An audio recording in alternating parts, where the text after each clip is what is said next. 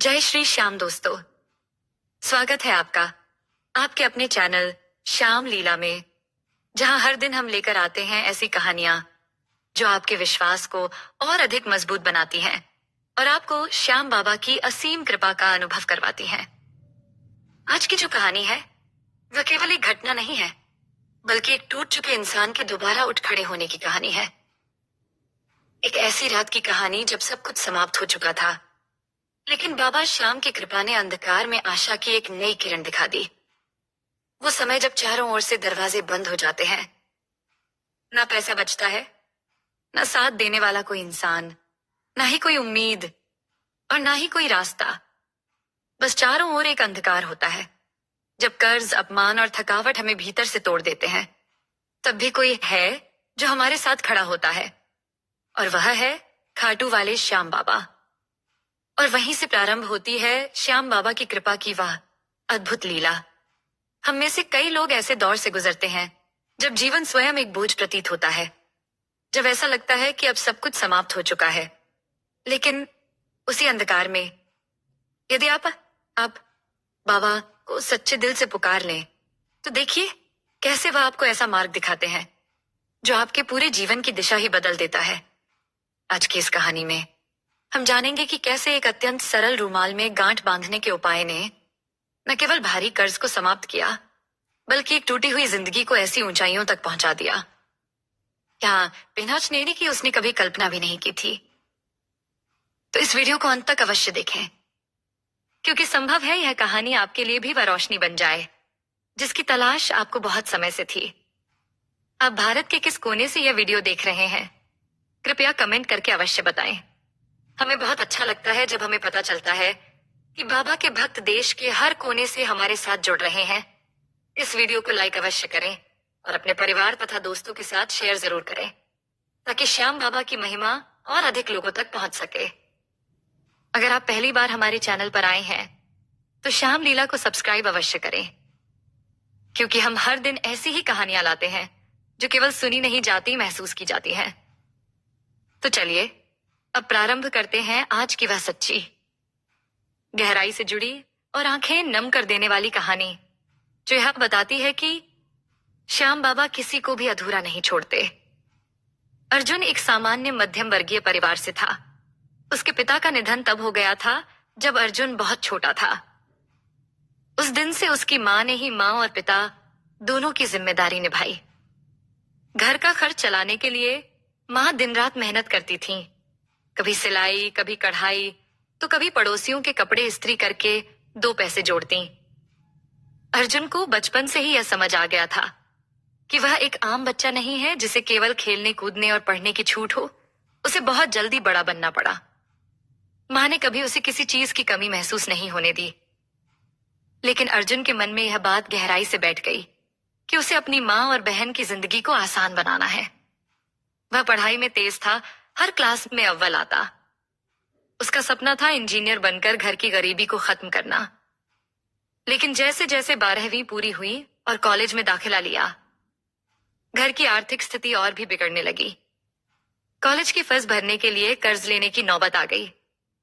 मां चाहती थी कि बेटा पढ़े, लेकिन अर्जुन ने निर्णय लिया, नहीं मां, अब मैं पढ़ाई छोड़कर काम करूंगा ताकि आपके माथे की सिलवटों को मिटा सकूं। फिर शुरू हुआ उसका संघर्ष।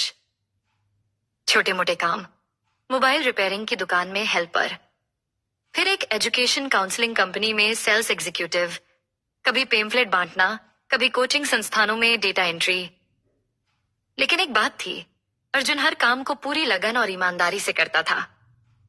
धीरे धीरे उसे लोगों से बात करने का सलीका आ गया और उसने अपनी सबसे बड़ी ताकत पहचानी, लोगों को समझाना, विश्वास दिलाना और मंच पर प्रभावशाली ढंग से प्रस्तुत करना। एक दिन उसके दोस्त की शादी थी।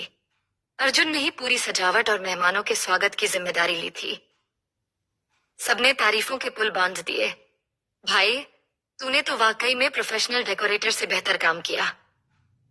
बस वहीं से उसके मन में एक विचार जन्मा, क्यों ना मैं खुद का इवेंट प्लानिंग का काम शुरू करूं। थोड़े पैसों से शुरुआत की। उसने अपने नए सफर को नाम दिया अर्जुन इवेंट्स। काम छोटा था, बजट सीमित था, लेकिन दिल बड़ा था और इरादे अटूट थे। शुरुआत मंदिरों के कीर्तन, जन्मदिन की पार्टियां और छोटी मोटी शादियों से हुई। अर्जुन स्वयं बैनर उठाता, स्टेज सजाता, खुद गाड़ी चलाकर सामान लाता। लेकिन उसका काम इतना सुंदर और सटीक होता था कि हर ग्राहक एक नया ग्राहक बनाकर भेजता। धीरे धीरे उसका नाम बन गया। जयपुर और आसपास के क्षेत्रों में अर्जुन इवेंट्स पहचाना जाने लगा। उसका आत्मविश्वास बढ़ने लगा और पहली बार घर में एक स्थिर आय आने लगी। मां के चेहरे पर मुस्कान लौट आई थी। बहन अब कॉलेज जा रही थी। इसी वक्त उसका स्कूल का एक पुराना दोस्त रोहित उससे मिलने आया। भाई, एक बहुत बड़ी शादी का कॉन्ट्रैक्ट है, 5,000 मेहमान, जयपुर के 5 सितारा होटल में। अगर हम मिलकर करें तो करोड़ों में खेलोगे। अर्जुन पहले थोड़ा झिझका, लेकिन रोहित ने उसे विश्वास में लिया। भाई, बचपन का दोस्त हूं, मुझ पर शक मत कर। अर्जुन ने अपने जीवन की पूरी पूंजी 15 लाख रुपए लगा दिए। एडवांस डेकोरेशन, म्यूजिक बुकिंग, फूलों की सजावट, आतिशबाजी, हर चीज पहले से बुक करवा ली। लेकिन जिस दिन शादी थी, अर्जुन अपनी पूरी टीम के साथ होटल पहुंचा। वहां कोई शादी नहीं थी। होटल के स्टाफ ने कहा, इस नाम से कोई बुकिंग ही नहीं है। अर्जुन ने फोन मिलाया। रोहित का नंबर बंद। वह 3 दिन तक पागलों की तरह ढूंढता रहा। रोहित का कोई पता नहीं चला। बाद में जानकारी मिली कि उसने केवल अर्जुन को नहीं, 4 और लोगों को इसी तरह धोखा दिया और शहर छोड़कर भाग गया। अर्जुन अंदर से ठुका से सज गया। यह सिर्फ अवधि पैसों का नहीं, भरोसे और अपनापन दोनों के साथ विश्वासघात था। एक और परीक्षा, बहन की शादी और दहेज का बोझ। अर्जुन अभी इस झटके से उबर भी नहीं पाया था कि तभी उसकी बहन की शादी पक्की हो गई। लड़का सरकारी नौकरी में था, व्यवहार अच्छा था और घर वालों की समाज में अच्छी पहचान थी। लेकिन दहेज की सूची लंबी थी। नई बाइक, 2 तोले की चेन, अंगूठी, वॉशिंग मशीन, फ्रिज, सोने की झुमकी, होम थिएटर और 5 लाख रुपए नकद। मां कुछ नहीं कहती थी, लेकिन उनके चेहरे की शिकन साफ दिख रही थी। अर्जुन जानता था मां ने बहुत कुछ सहा है कि अगर बहन की शादी रुक गई तो मां भीतर से बिखर जाएंगी। मां की आंखों में चिंता साफ झलक रही थी। वो दिन भर चुप रहती, पर रात को तकिए में मुंह दबाकर रोती थी। अर्जुन हर दिन मां की आंखों की नमी को देखता, पर खुद को मजबूत दिखाने की कोशिश करता। उसने हर दरवाजा खटखटाया, रिश्तेदारों से उधार मांगा, पुराने क्लाइंट से मदद मांगी, यहाँ तक कि मां की 2 पुरानी चांदी की पायल और एक चेन भी गिरवी रख दी। फिर भी रकम पूरी नहीं हुई। आखिरकार उसने बैंक से एक बड़ा पर्सनल लोन लिया और अपनी एक पुश्तैनी जमीन को गिरवी रख दिया। शादी बड़े धूमधाम से हुई। मेहमानों ने तारीफें की। बहन की आंखों में खुशी की चमक थी।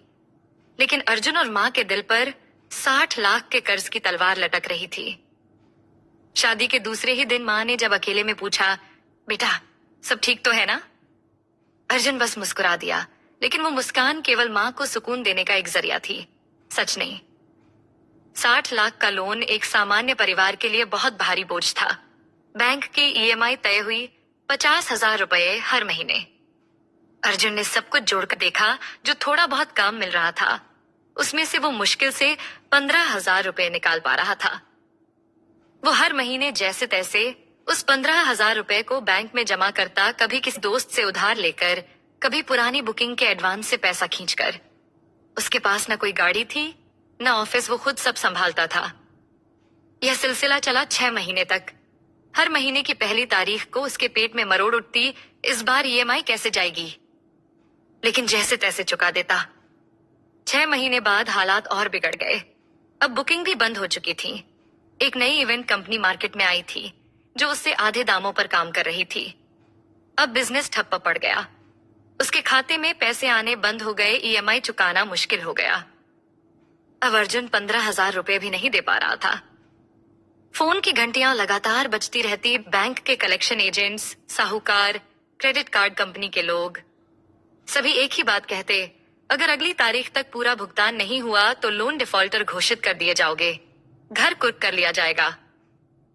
अर्जुन हर दिन डरता था कि कहीं घर के बाहर नोटिस ऑफ डिफॉल्ट न चिपका दिया जाए।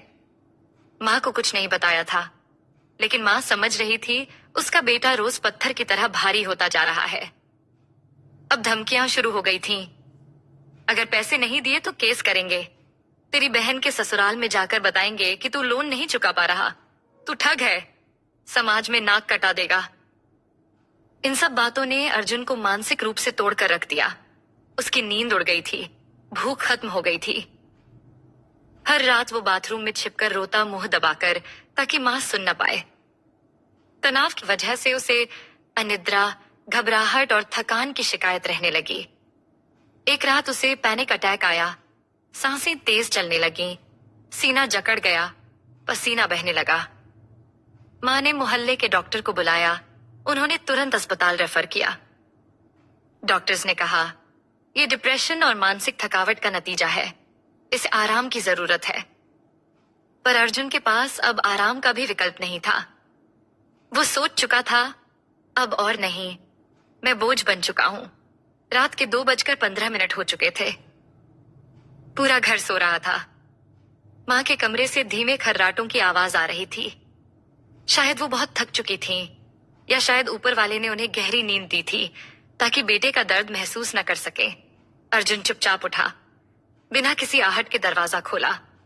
जेब में बस 10 रुपए थे और एक पुराना रुमाल, जिसे मां ने कभी तब दिया था जब वह बीमार पड़ा था, और उस पर लिखा था, श्याम बाबा सब देख रहे हैं। उसने उस रुमाल को जेब में कसकर दबाया। पैर खुद ब खुद रेलवे ट्रैक की ओर बढ़ने लगे। जयपुर का रेलवे यार्ड दूर नहीं था, अर्जुन के घर से करीब आधा किलोमीटर। वो सुनसान पगडंडी से जा रहा था जहां सिर्फ झाड़ियां थीं, कुत्तों की भौंक और अपने ही दिल की धड़कन। उसके मन में चल रहा था, अब किसी का बोझ नहीं बनूंगा। बाबा तूने भी मुंह मोड़ लिया, अब तो यही सही। तभी एक बूढ़ा फकीर सफेद धोती कुर्ता पहने, हाथ में रुद्राक्ष की माला लिए सामने आ गया। उसके चेहरे पर गजब की शांति थी, आंखें गहरी, जैसे सब कुछ जानती हो। उसने अर्जुन को रोका। क्या सोचकर जा रहा है बेटा? अर्जुन चौंका, रुका, पर कुछ बोला नहीं। फकीर ने बस मुस्कुराकर कहा, बाबा श्याम हार मानने वालों के नहीं, उठ खड़े होने वालों के साथ होते हैं। चल, एक उपाय कर। अगर 7 दिन में चमत्कार ना हो तब जो चाहे करना। अर्जुन ने थकी आंखों से उसकी ओर देखा। उपाय? फकीर ने जेब से एक नया सफेद रुमाल निकाला और कहा, एक काम कर, इस रुमाल में 11 सिक्के बांध दे। इसे रोज रात अपने सिरहाने रख और बाबा से कह, बाबा अब तू ही रास्ता दिखा, मैं थक गया हूं। 7 दिन चुपचाप ऐसा कर, फिर देख वो कैसे अपनी माला हिलाते हैं। अर्जुन ने सिर झुका लिया। जब आंखें ऊपर उठाई, वो फकीर वहां नहीं था। उस रात अर्जुन घर लौटा। मां अब भी सो रही थी। उसने वो 11 सिक्के जमा किए घर के पुराने गुल्लक से। मां की अलमारी से एक सफेद रुमाल निकाला, उसे बांधा और सिरहाने रख दिया। उसने कुछ नहीं मांगा, सिर्फ आंखें बंद करके यही बोला, बाबा अब तुझ पर छोड़ता हूं। 3 दिन बीते। अर्जुन पहले की ही तरह चुपचाप अपना दिन काटता। कोई नई बुकिंग नहीं, कोई कॉल नहीं सिवाय उधारी और बैंक एजेंट्स के। लेकिन चौथे दिन सुबह 10:07 पर उसका मोबाइल बजा। अनजान अंतर्राष्ट्रीय नंबर। उठाया। उधर से अंग्रेजी में एक महिला बोली, hello Nitin. Mister aunty, sir, हम दुबई इवेंट्स ग्रुप से हैं। हमें आपका रेफरेंस दिल्ली के एक क्लाइंट से मिला। हमने आपके डिजाइन्स देखे, क्या आप हमारे मल्टी इवेंट इंडिया टूर के लिए उपलब्ध हैं? अर्जुन हक्का बक्का। उसने पूछा, बजट? वो बोली, हम 65 लाख के आसपास सोच रहे हैं। अर्जुन वहीं बैठ गया फर्श पर। रुमाल अब भी तकिए के नीचे था। आंखों से आंसू बह निकले। उसने दोनों हथेलियां जोड़कर कहा, बाबा तूने फिर से जीना सिखा दिया, लेकिन ये सिर्फ शुरुआत थी। अर्जुन ने अंतर्राष्ट्रीय क्लाइंट की बात सुनी। आवाज अब भी कांप रही थी। हाथों में पसीना था। दिल जैसे तेज तेज धड़क रहा था। उसे अब तक यकीन नहीं हो रहा था कि जो इंसान कल खुद को खत्म करने जा रहा था, आज उसी को दुबई जैसी जगह से ऑफर आया है। वो फिर से फोन पर बोला, क्या मैं पूछ सकता हूं आपको मेरा नंबर कहां से मिला? वो बोली, हमने आपके वेडिंग सेटअप की तस्वीरें दिल्ली की एक शादी में एक गेस्ट से देखी। आपका डेकोर बहुत एलिगेंट था और और सेटअप सिंपल लेकिन क्लासी था। हमें भरोसा है कि आप हमारे पूरे सीजन को संभाल सकते हैं। उस शादी की बात उसे याद आई। वो उसका आखिरी प्रोजेक्ट था जिससे उसे कोई बड़ा फायदा नहीं हुआ था, लेकिन वो काम दिल से किया था। यही श्याम बाबा की लीला थी। जब इंसान मेहनत करता है, उसका फल कब और कहां मिले ये वही तय करते हैं। वह मन्नत बाबा एक बार ये काम मिल जाए। अर्जुन ने वही पुराना सफेद रुमाल सिरहाने से निकाला, उसे सीने से लगाया और देखा उस गांठ को जो 11 सिक्कों से बंधी थी। उसने आंखें बंद की और कहा, बाबा, अगर ये काम मुझे मिल जाए तो मैं ये गांठ खोल दूंगा और पहला कमाया हुआ मुनाफा तेरे चरणों में अर्पण कर दूंगा। ये उसकी मन्नत थी, एक उम्मीद, एक वादा। 3 दिन बाद इंटरनेशनल क्लाइंट की टीम भारत आई। मीटिंग जयपुर के एक होटल में रखी गई। उन्होंने कहा, हमारे पास पूरे 3 महीने का टूर है। दिल्ली, जयपुर, उदयपुर, आगरा और कोलकाता। हर जगह शादी जैसे भव्य कार्यक्रम होंगे। अगर हमें आपका पहला इवेंट पसंद आया तो आगे का हर प्रोजेक्ट आपको देंगे। मतलब साफ था, या तो एक इवेंट सही किया तो किस्मत बन जाएगी, या चूक गए तो सब खत्म। अर्जुन ने वो प्रोजेक्ट दिल से किया। काम इतना सुंदर हुआ कि जब वो क्लाइंट हॉल में दाखिल हुए तो उनकी आंखों में चमक थी। उन्होंने कहा, आपके हाथों में जादू है अर्जुन। हम चाहते हैं कि आप 5 शहरों के प्रोजेक्ट संभालें। बस गांठ खुलने का वक्त आ गया था। जब खोली गई बाबा की गांठ, अर्जुन घर आया, मां को कुछ नहीं बताया। सीधे कमरे में गया, वही रुमाल निकाला और धीरे धीरे कांपते हाथों से वो गांठ खोली। एक एक सिक्का उसकी हथेली में जैसे आशीर्वाद बनकर गिरा। उसने आंखें बंद की और कहा, बाबा, ये तेरी लीला है, मैंने कुछ नहीं किया। हर इवेंट पर अर्जुन को बड़ा मुनाफा हुआ। हर जगह उसके काम की तारीफ हुई। सोशल मीडिया पर उसकी फोटो वायरल हुई। यूट्यूब चैनल वालों ने उसे कवर किया। इन 3 महीनों में सिर्फ 5 इवेंट से अर्जुन ने जो कमाया, उससे उसने न सिर्फ पूरा 60 लाख का कर्ज चुका दिया, बल्कि मां के नाम से गिरवी रखा घर भी छुड़ा लिया। बैंक से एनओसी मिलते ही वो मां के पास गया और उनके हाथ में कागज रखकर बोला, मां, ये अब सिर्फ मकान नहीं, तेरा सपना है, जो आज बाबा श्याम ने पूरा करवा दिया। मां की आंखों से आंसू थम नहीं रहे थे। आज अर्जुन की कंपनी अर्जुन इवेंट्स इंटरनेशनल नाम से कई देशों में कॉन्ट्रैक्ट करती है। उसके पास 40 से अधिक लोगों की टीम है। वो न सिर्फ शादियां करता है, बल्कि बाबा श्याम के कीर्तन और भंडारे भी खुद स्पॉन्सर करता है। हर साल वो खाटू धाम जाता है, नंगे पांव, हाथ में बाबा का निशान लेकर, और सबसे पहले उसी मंदिर में जाता है जहां एक फकीर ने उसे 11 सिक्कों का उपाय बताया था।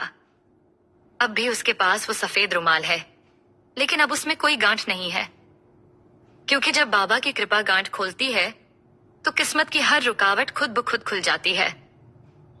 60 लाख का कर्ज खत्म हो चुका था, घर फिर से मां के नाम हो चुका था, और अर्जुन का नाम अब एक सफल इवेंट कंपनी का चेहरा बन चुका था। लेकिन एक बात अर्जुन ने कभी नहीं भूली। वो रात जब सब कुछ खत्म हो चुका था और एक बूढ़े फकीर की एक बात ने उसे फिर से जीना सिखा दिया था। बाबा हारने वालों के नहीं, उठने वालों के होते हैं, ठीक है? अर्जुन ने उसी साल जब पहला इंटरनेशनल इवेंट पूरा किया, अपनी मां को खाटू धाम ले गया। बस में नहीं, ट्रेन से नहीं, बल्कि पैदल निशान लेकर। मां की आंखों में आंसू थे। बेटा, तुझे तो बाबा ने दोबारा जन्म दिया है। खाटू के दरबार में उसने घुटनों के बल बैठकर बाबा को धन्यवाद दिया। वही रुमाल बाबा के चरणों में अर्पित किया और 21,000 का दान भी मंदिर में गुप्त रूप से दिया। अब हर साल एक मन्नत। उस दिन से अर्जुन ने संकल्प लिया, हर साल मैं मां को साथ लेकर खाटू आऊंगा, बिना किसी स्टाफ के, बिना शोहरत के, सिर्फ एक भक्त बनकर, और बाबा के भंडारे में हर बार गुप्त दान दूंगा, चाहे जितना भी कमाऊं। पहला हिस्सा बाबा का होगा। अब हर फाल्गुन मेले में अर्जुन मां का हाथ पकड़कर भीड़ में सिर्फ एक साधारण भक्त की तरह शामिल होता है। वो बड़े बड़े प्रोजेक्ट छोड़कर कुछ दिन के लिए सब कुछ रोक देता है, क्योंकि उसके लिए सबसे बड़ी मीटिंग अब बाबा से होती है। अब जब उसकी कंपनी में कोई नया कर्मचारी आता है तो अर्जुन एक ही बात कहता है, इवेंट हम करते हैं पर काम वो करवाता है, हम तो बस जरिया हैं।